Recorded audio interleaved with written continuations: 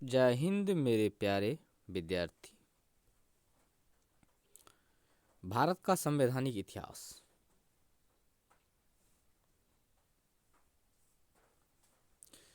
B.R. Ambedkar और महात्मा गांधी के मध्य सन 1932 में हस्ताक्षरित पूना समझौता में प्रावधान था हरिजन के लिए आरक्षण सहित संयुक्त निर्वाचन क्षेत्र था।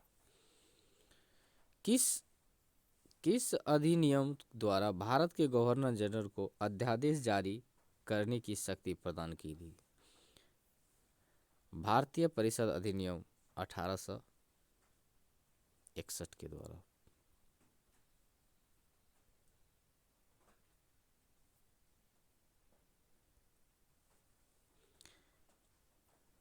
रेगुलेटिंग एक्ट पारित किया गया था 1773 ईस्वी में मेरे दोस्तों।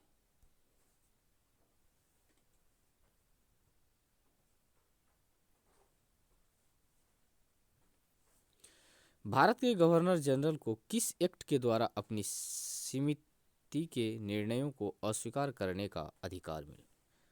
1786 का एमेंडमेंट जो था। महारानी विक्टोरिया को भारत की सामग्री नियुक्त किया गया था 1858 से। मिंटो मार्लो सुधार का उद्देश्य क्या था दोस्तों? पृथक निर्वाचन था।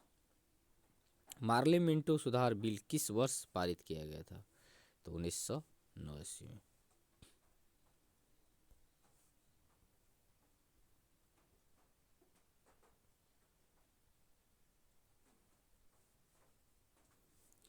मुसलमानों के लिए अतिरिक्त निर्वाचन मंडल प्रारंभ में किसके द्वारा लाया गया था? मार्लो मिंटो 1909 में।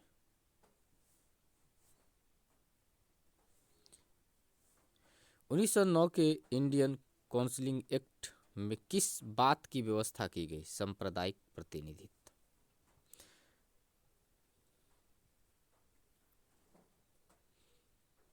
मॉन्टूक चेम्सफोर्ड सुधार में प्रावधान का सार था प्रांतों में दोहरा शासन।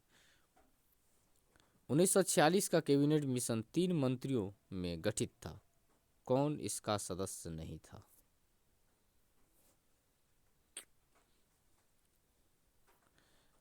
लॉर्ड एमरी इसका सदस्य नहीं था।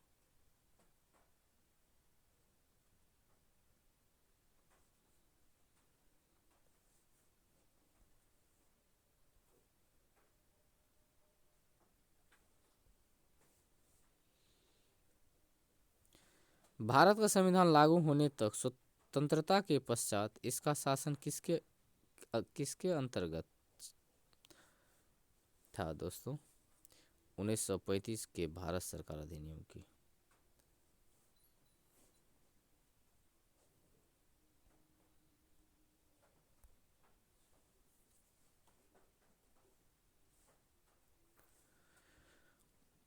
अखिल भारतीय महासंघ स्थापित करने का प्रावधान शामिल किया गया था भारत सरकार अधिनियम 1935 में। केंद्र में द्वैध शासन किस अधिनियम के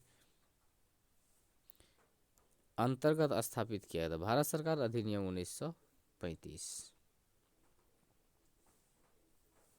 संघीय प्रणाली का पहला प्रयास भारत सरकार अधिनियम के द्वारा किया गया था 1935 के द्वारा किया गया था 1935 के। किस अधिनियम की प्रमुख विशेषता प्रांतीय स्वतंत्रता था? 1935 में था दोस्तों। भारत में सचिव का पद किसके द्वारा निर्मित किया गया था? भारत सरकार अधिनियम 1858।